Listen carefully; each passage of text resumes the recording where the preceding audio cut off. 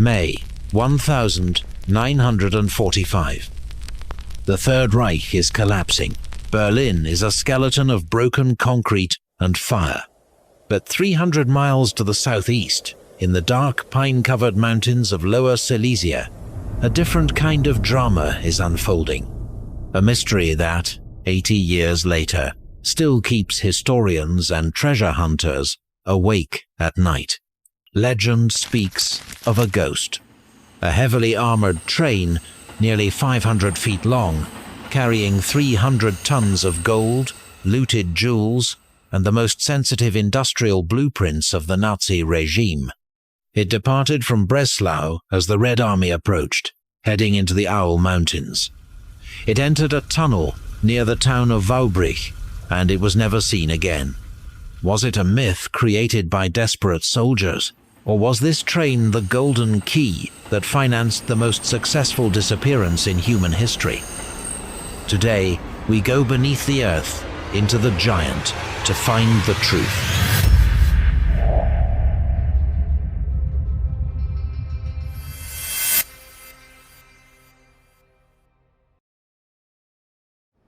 To understand the gold train, we must look at the panic of early 1945. The Nazi economy wasn't just failing, it was being liquidated. The Reichsbank was frantically moving gold reserves out of Berlin and eastern cities to keep them out of Soviet hands.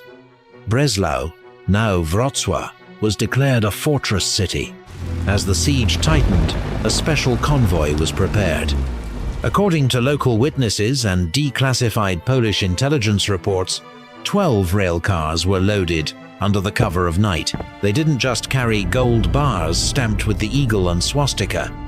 They carried the Silesian Treasure, centuries of aristocratic wealth, museum pieces, and something far more dangerous, scientific documents. But where could such a massive object hide? The answer lies in a code name that still sends chills through military architects: Project Riese. Riese, in German, it means the giant. It was the single largest construction project in the history of the Third Reich, even bigger than the Atlantic Wall or the V2 rocket facilities.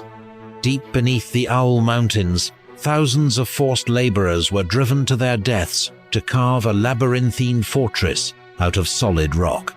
7 distinct complexes, miles of tunnels, and halls 40 feet high, reinforced with millions of tons of concrete. The enigma of Project Riese is that there are no surviving blueprints. No official documents explain its true purpose. Was it a nuclear laboratory? A final headquarters for the High Command? Or was it something else, a massive, impenetrable vault designed to hold the wealth of a fallen empire?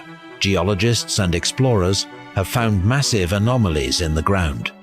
Hidden railway sidings that lead directly into sealed mountain faces. It is here, in the cold, dripping darkness of the giant, that the gold train is said to be entombed. This is where the story takes a darker, more strategic turn.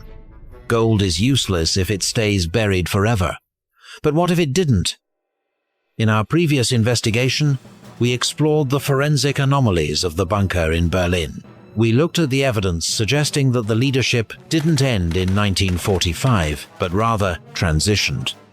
But an escape of that magnitude is not free.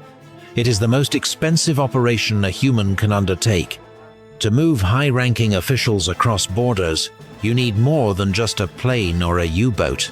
You need the Ratlines. This was the secret network of safe houses and fake identities managed by shadow organizations.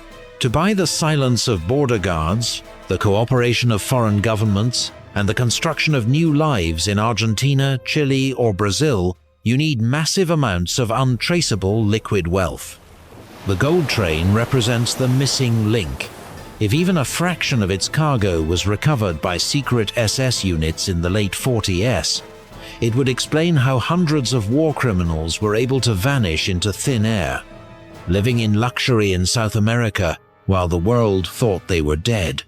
The train wasn't a hoard, it was a bank account for the afterlife of the Reich. But here's the real question. If that gold really existed, do you think it was still buried or secretly used to finance escapes to South America? Let us know your theory in the comments. For decades, the Polish government and the Soviet Union dismissed the train as a fairy tale. That changed in August 2015.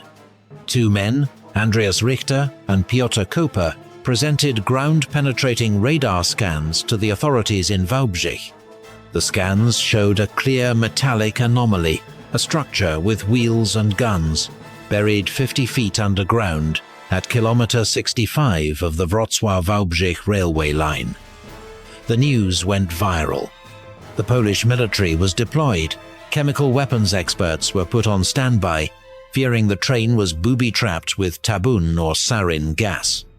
The world watched as the excavators moved in. Millions of people tuned in to see the discovery of the century. But as the shovels hit the earth, the mystery only deepened. Do you think the train was never there? Or that someone found it long before modern investigators arrived? They found clay. They found ancient rocks, but no steel, no gold. Richter and Koper insisted they had the right spot, but that the radar had been deceived by natural mineral deposits, or that someone had been there before them. In the 1950s, the Soviet secret police conducted their own classified excavations in the area. Did they find it? Or is the train hidden in a deeper level of Project Riese that we haven't even mapped yet? The Nazi gold train remains the ultimate cold case of World War II. It is a story where history, greed, and military strategy collide. Whether the gold still lies in the suffocating dark of a collapsed tunnel, or it was laundered into the suburban streets of Buenos Aires and Santiago, the impact is the same. The wealth stolen in the 1940s didn't just disappear, it shaped the world of the Cold War. It bought protection, it bought time, and it bought the greatest lie ever told. In our next investigation, we will look at the technology that was supposed to be on that train, the Wunderwaffe, and the secret weapons that almost turned the tide of the war. What do you believe? Is the train a ghost, or is it still waiting for someone to find the right entrance? So what do you believe? Was the gold train a myth, or was it the hidden bank that funded the escape of Nazi officials after the war? Tell us your theory in the comments. This is Steel and Strategy. Subscribe to join the investigation. Knowledge is our weapon. Strategy is our guide.